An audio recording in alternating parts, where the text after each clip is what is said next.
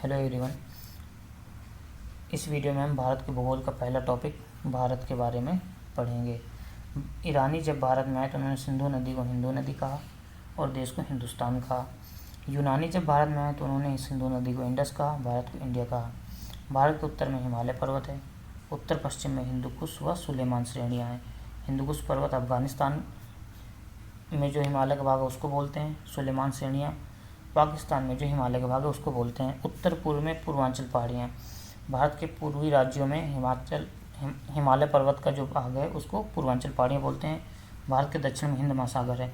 इन सभी सीमाओं से घिरे हुए क्षेत्रफल को भारतीय उपमहाद्वीप कहते हैं। भारतीय उपमहाद्वीप में 5 देश हैं: पाकिस्तान, भारत, नेपाल, भूटान, बांग्लादेश। अब इसमें अफगानिस्तान को नहीं लिया गया क्योंकि अफगानिस्तान का अधिकांश हिस्सा हिमालय पर्वत के पश्चिम में पड़ जाएगा। हिमालय पर्वत के पूर्व में कुछ ही हिस्सा है, इसलिए उसको नहीं लिया गया है। तो ध्यान देंगे, अगर पूछा भी जाता है पेपर में कि भारतीय उपमहाद्वीप में कितने देश हैं, 5, उसमें से अगर ऑप्शन में आता है अफगानिस्तान तो वो गलत हो जाएगा। इसको मैप में देख लेते हैं। ये हो गया हमारे यहाँ हिमालय पर्वत, यही आगे जाके नीचे को चला गया भारत के पूर्वी राज्यों में। तो भारत के पूर्वी राज्यों में हिमालय पर्वत का जो भाग है उसको हम बोलते हैं पूर्वांचल पहाड़ियाँ, उत्तर पूर्व की पूर्वांचल पहाड़ियाँ। ये हमारा हिमालय पर्वत हो गया भारत के उत्तर में। यही हिमालय पर्वत अफगानिस्तान जा कर के नीचे चला गया पाकिस्तान में। तो अफगानिस्तान में जो हिमालय पर्वत का भाग है उसको हिंदू कुश पर्वत बोलते हैं और जो पाकिस्तान में उसको सुलेमान पर्वत बोलते हैं। और भारत के दक्षिण में है यहाँ पर है हिंद महासागर। तो इन सभी सीमाओं से घिरे हुए क्षेत्रफल को भारतीय उपमहाद्वीप कहते हैं। तो भारतीय उपमहाद्वीप में कौन कौन से देश हो गए? पहले तो पाकिस्तान हो गया। अब अफगानिस्तान नहीं होगा क्योंकि अफगानिस्तान का कुछ ही हिस्सा आता है इसके अंदर तरफ, अधिकांश हिस्सा बाहर तरफ है, इसलिए अफगानिस्तान को नहीं लिया जाएगा। तो पाकिस्तान हो गया। उसके बाद ये हो गया नेपाल, भूटान, बांग्लादेश। ये पाकिस्तान था। 1, 2, 3, 4 और 5वां स्वयं हो गया भारत। तो भारतीय उपमहाद्वीप में 5 देश हैं। अब हम भारत का अक्षांशीय विस्तार देखेंगे। तो पहले हम पता करेंगे कि अक्षांश क्या होता है। ये हो गई पृथ्वी में जो क्षैतिज रेखाएं, काल्पनिक क्षैतिज रेखाएं खींची जाती हैं उनको अक्षांश कहते हैं। तो भारत की स्थिति क्या है? भारत ऐसे कहीं बना होगा, कहीं पर भी भारत होगा तो कोई ना कोई रेखा ऊपर से जा रही होगी, कोई ना कोई रेखा नीचे से जा रही होगी। ऊपर से जाने वाली रेखा हमारी है 37.6 डिग्री। और नीचे से जाने वाली रेखा देख लेते हैं। नीचे से जाने वाली रेखा हमारी, नीचे से जाने वाली अक्षांश रेखा है 8.4 डिग्री। तो भारत का अक्षांशीय विस्तार हो गया 8.4 से 37.6 तक, 8.4 से 37.6 तक। अब 37.6 डिग्री अक्षांश रेखा पे भारत का जो पॉइंट पड़ता है उसको बोलते हैं इंदिरा कॉल, सबसे उत्तर का बिंदु इंदिरा कॉल। और 8.4 डिग्री अक्षांश पे भारत का जो बिंदु पड़ता है उसको बोलते हैं कन्याकुमारी या केप केमोरिन। कन्याकुमारी या फिर केप केमोरिन, कन्याकुमारी या केप केमोरिन। अब 8.4 डिग्री अक्षांश भारत का दक्षिणतम बिंदु है, लेकिन अंडमान निकोबार भी है, वो इससे भी नीचे तक गया हुआ है। तो अगर हम द्वीप को साथ में ले लें तो अंडमान निकोबार का दक्षिणतम बिंदु ये अंडमान निकोबार का दक्षिणतम बिंदु 6 डिग्री 4 मिनट है, 6 डिग्री 4 मिनट। इसको बोलते हैं इंदिरा पॉइंट, इसको बोलते हैं इंदिरा पॉइंट। इसको पिग्मेलियन पॉइंट भी बोलते थे, पार्सन पॉइंट भी बोलते थे। 2004 में सुनामी आई थी और ये पॉइंट जलमग्न हो गया था। अब भारत का देशांतरी विस्तार देख लेंगे। अब देशांतर क्या होते हैं? ये हो गई पृथ्वी की अगर ऊर्ध्वाधर रेखाओं में बांट दिया जाए तो उसको कहेंगे देशांतर। तो अगर मान लीजिए भारत ये है तो एक रेखा इधर होगी, एक रेखा इधर होगी, इनका भी नाम होगा, देख लेते हैं। तो भारत के पश्चिम में जो रेखा है वो अक्षांश है 68.7 डिग्री, 68.7 डिग्री। और भारत की पूर्व दिशा में जो रेखा है वह 97.25 डिग्री देशांतर। तो भारत का देशांतरी विस्तार हो गया 68.7 से 97.25 डिग्री देशांतर। अब ये पश्चिमी बिंदु, भारत का पश्चिमी बिंदु, सबसे पश्चिमी बिंदु जो है उसको क्या बोलते हैं? भारत के सबसे पश्चिमी बिंदु को बोलते हैं गौर मोता, जो कि गुजरात में है। और भारत के सबसे पूर्वी बिंदु को क्या बोलते हैं? भारत के सबसे पूर्वी बिंदु को किबिथु, दिख नहीं रहा है, किबिथु। भारत के पश्चिम सबसे पूर्वी बिंदु को किबिथु बोलते हैं। भारत के सबसे पूर्वी बिंदु को किबिथु बोलते हैं। ये भारत का हो गया देशांतरी विस्तार। इसको अब नोट्स में देख लेते हैं क्या लिखा गया है।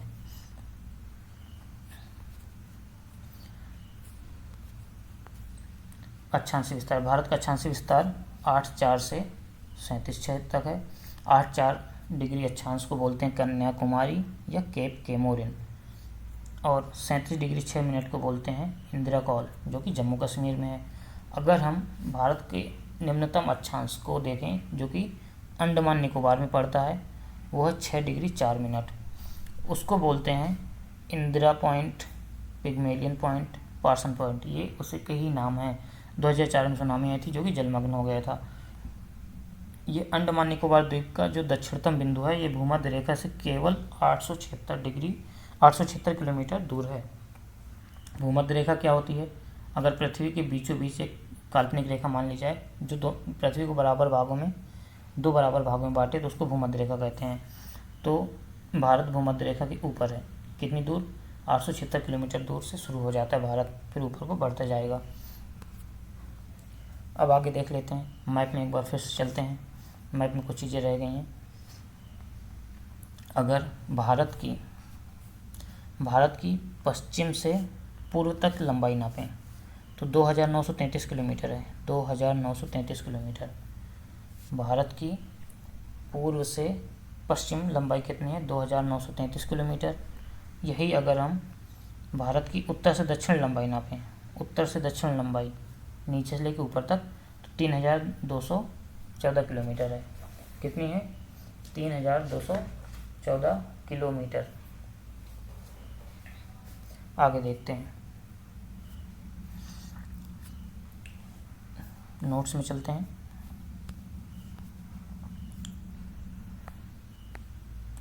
कर्क रेखा क्या होती है? 23.5 डिग्री उत्तरी अक्षांश भी बताया था, जो क्षैतिज रेखाएं होती हैं। तो अगर ये भूमध्य रेखा हो गई, भूमध्य रेखा मतलब बीच की रेखा, 0 डिग्री अक्षांश, उससे ऊपर बढ़ेंगे 1 2 3 4 5 6 7 8, ऐसे ही इससे नीचे बढ़ेंगे 1 2 3 4 5 6 7 8, तो ऊपर 90 डिग्री तक जाएगा, नीचे भी 90 डिग्री तक जाएगा। तो अगर ऊपर की तरफ जाएं 23.5 डिग्री, मान लीजिए यहाँ पे आया, नीचे भी जाएं 23.5 डिग्री, यहाँ पे आया, ऊपर वाले 23.5 डिग्री को, उत्तर तरफ वाले 23.5 डिग्री को कहते हैं कर्क रेखा, और नीचे वाले 23.5 डिग्री को कहते हैं मकर रेखा। तो कर्क रेखा 23.5 डिग्री उत्तरी अक्षांश को कहते हैं। जो कर्क रेखा वो भारत के 8 राज्यों से होकर गुजरती है। कौन कौन से राज्य हैं? गुजरात, राजस्थान, मध्य प्रदेश, छत्तीसगढ़, झारखंड, पश्चिम बंगाल, त्रिपुरा, मिजोरम। ये बहुत इंपॉर्टेंट है, याद होना चाहिए। और उसमें भी सबसे इम्पॉर्टेंट है, अगर पूछ ले कि कर्क रेखा भारत के किस राज्य की राजधानी से होकर गुजरती है, तो रांची से होकर गुजरती है। और इसमें एक चीज़ और पूछा जा सकता है, किस राज्य की राजधानी कर्क रेखा के समीप पड़ती है? इससे तो होकर ही गुजर गई। सबसे समीप पड़ती है मध्य प्रदेश की राजधानी भोपाल। अब भारत का अक्षांशीय विस्तार बहुत ज़्यादा है। भारत का अक्षांशीय विस्तार बहुत ज़्यादा है। कहाँ से कहाँ तक था? 8.4 से 37.6 तक। ये बहुत ज़्यादा है, लगभग 30 डिग्री का अंतर है।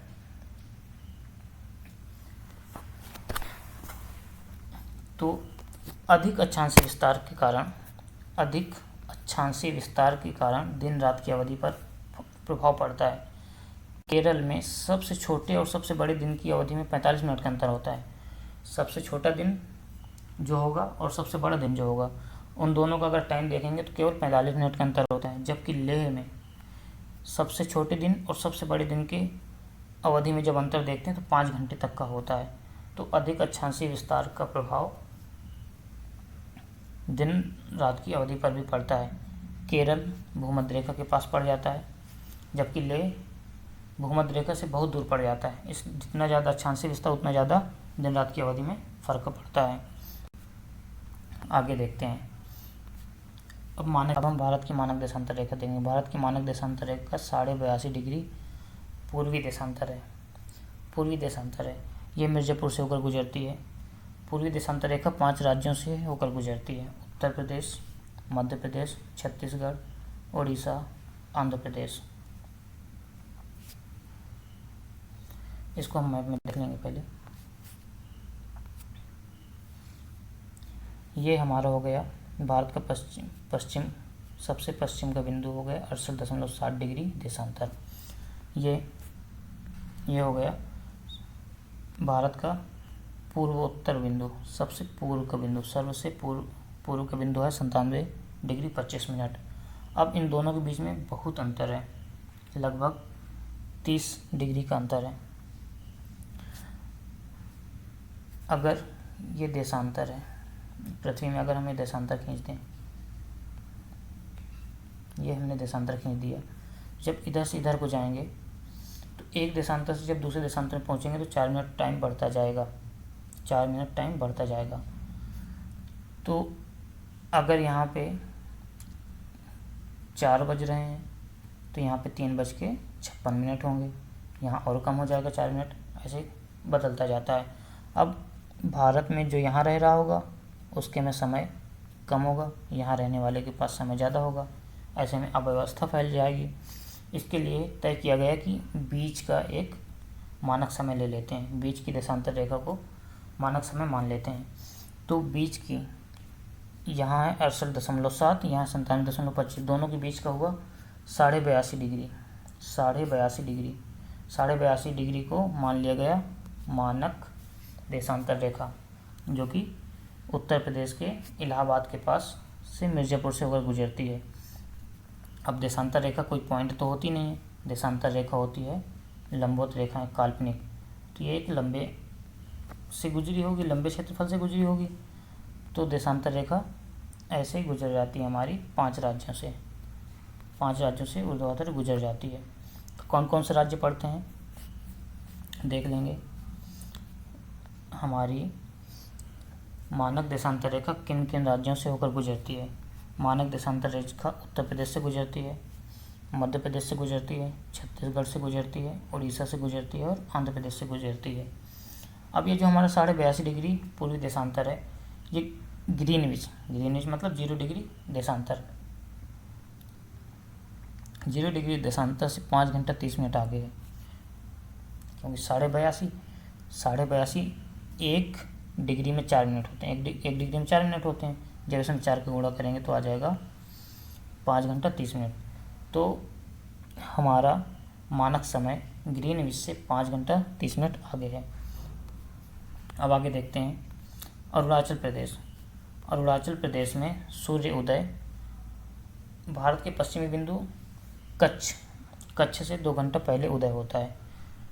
भारत में उतना ज़्यादा अक्षांशीय देशांतरी विस्तार नहीं है, इसलिए केवल एक टाइम जोन है, एक मानक देशांतर रेखा है। यूएसए में बहुत ज़्यादा देशांतरी विस्तार है, इसलिए वहाँ पे 6 टाइम जोन रखे गए हैं। कितने रखे गए हैं? 6 टाइम जोन रखे गए हैं। अब आगे बढ़ते हैं।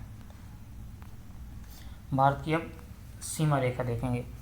भारत की स्थलीय सीमा रेखा 15,200 किलोमीटर है। भारत की स्थलीय सीमा रेखा 15,200 किलोमीटर है। तटीय सीमा, तट मतलब होता है समुद्र किनारे जितने भी राज्य हैं उनके तट। तटीय सीमा 6100 किलोमीटर है। अगर हम द्वीपों को ले लें, भारत के पश्चिम में लक्षद्वीप है और पूर्व में अंडमान निकोबार द्वीप है, भारत के ही भाग हैं ये। तो अगर द्वीपों से लें तो 7,516 किलोमीटर है। स्थलीय सीमा हो गई 15,200 किलोमीटर, तटीय सीमा हो गई 7,516 किलोमीटर द्वीपों सहित। अगर द्वीपों को नहीं लेंगे तो 6100 किलोमीटर। सबसे लंबी तटरेखा वाला राज्य है गुजरात। सबसे लंबी तटरेखा वाला राज्य है गुजरात। कैसे? क्योंकि इसकी तटरेखा बहुत घूमी हुई है, जिस वजह से लंबाई ज़्यादा हो जाती है। तो सबसे ज़्यादा लंबाई में सबसे ज़्यादा तटीय रेखा किसकी है? गुजरात की है। सबसे लंबी तटरेखा वाला राज्य कौन हो गया? गुजरात हो गया। आगे देखेंगे, अब तटों के नाम देख लेंगे। इधर गुजरात की तटरेखा है 1214 किलोमीटर या 1215 किलोमीटर बोल सकते हैं इसको। अब सभी राज्यों के तटों के अलग अलग नाम हैं, तो नामों को देख लेंगे। जो कच्छ का तट है गुजरात में है। काठियावाड़ तट गुजरात से मुंबई का है। काठियावाड़ तट किसको कहते हैं? गुजरात से मुंबई के क्षेत्रफल के तट को। कोंकण तट मुंबई से गोवा के तट को कोंकण तट कहते हैं। कन्नड़ तट या कनारा तट गोवा से मंगलोर के तट को कहते हैं। मालाबार तट मंगलोर से कन्याकुमारी, कन्याकुमारी सबसे दक्षिणतम बिंदु। कोरोमंडल तक तमिलनाडु के तट को कोरोमंडल तट कहते हैं। आगे उत्तरी सरकार तट आंध्र प्रदेश में गोदावरी और कृष्णा नदी दोनों बहती हैं, तो दोनों के बीच के भाग को उत्तरी सरकार तट कहते हैं। उत्कल तट उड़ीसा, उत्कल तट उड़ीसा के तट को उत्कल तट बोलते हैं। उड़ीसा के तट को उत्कल तट बोलते हैं। वैगा तट पश्चिम बंगाल के तट को बोलते हैं। अब आगे हम देख लेंगे भारत की जो स्थलीय सीमा है किन किन देशों के साथ लग रही है और कितनी लग रही है। किसी देश के साथ भारत की स्थलीय सीमा कितनी लंबाई में लग रही है वो देखेंगे। तो पश्चिम से शुरू करेंगे। पश्चिम में पाकिस्तान है। पाकिस्तान के साथ भारत की 3,323 किलोमीटर स्थलीय सीमा लगती है और भारत पाकिस्तान सीमा रेखा का नाम है रेड क्लिफ रेखा।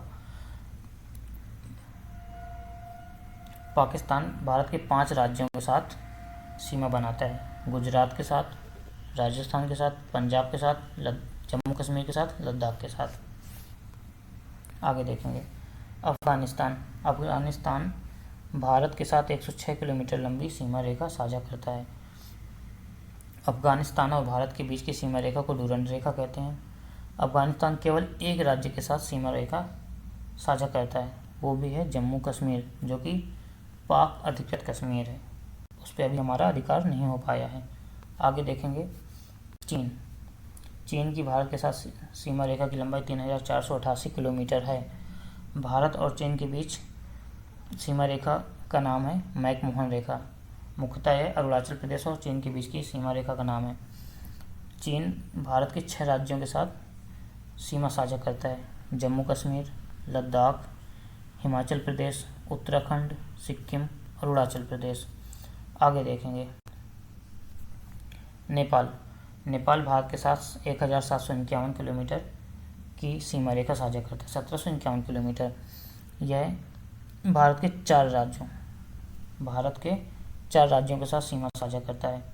पश्चिम बंगाल इम्पोर्टेंट है, पेपर में आ जाता है कि नेपाल भारत के किस राज्य के साथ सीमा साझा नहीं करता। ऑप्शन में पश्चिम बंगाल भी रहता है, लोग मारते हैं पश्चिम बंगाल के साथ सीमा साझा नहीं करता, लेकिन पश्चिम बंगाल के साथ भी सीमा साझा करता है। तो नेपाल भारत के 4 राज्यों के साथ सीमा साझा करता है, पश्चिम बंगाल, सिक्किम, अरुणाचल प्रदेश और असम। आगे म्यांमार 1643 किलोमीटर की सीमा साझा करता है। यह भारत के 5 राज्यों के साथ सीमा साझा करता है, मेघालय, मिजोरम, त्रिपुरा, असम, पश्चिम बंगाल।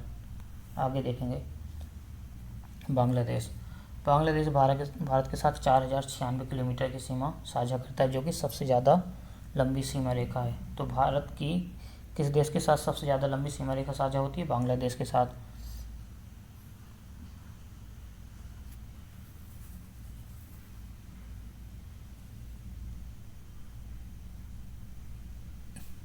ये मिसमैच हो गया है, आप देख लीजिएगा, बिल्कुल क्लियर लिखा हुआ है, बोलने में गलत हो गया है।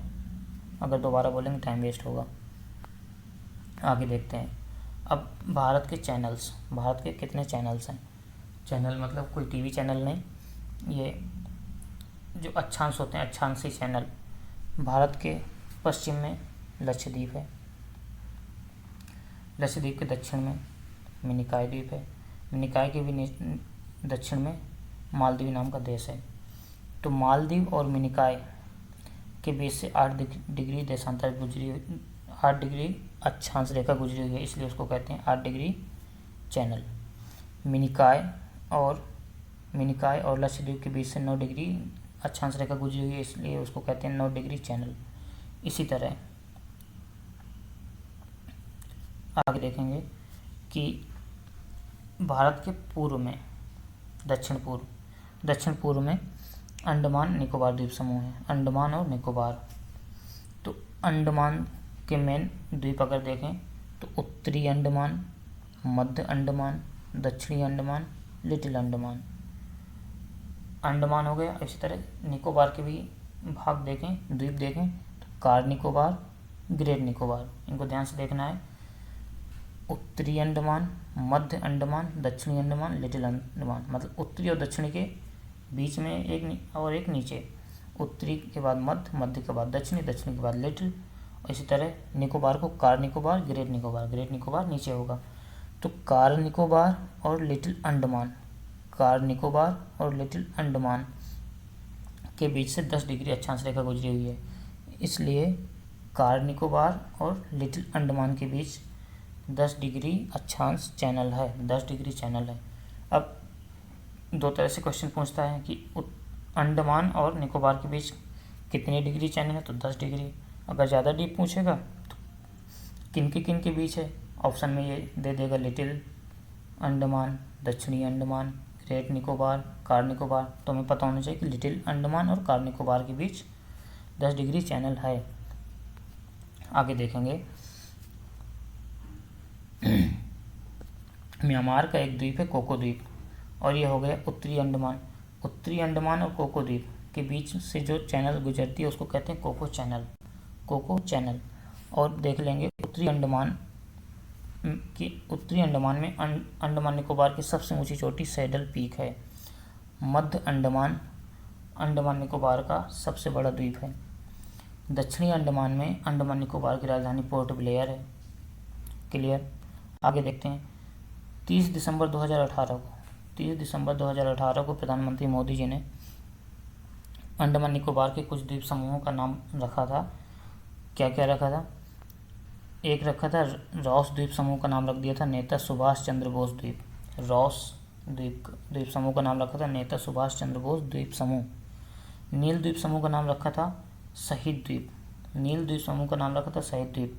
हैवलॉक द्वीप का नाम रखा था स्वराज द्वीप। इस वीडियो में इतना ही।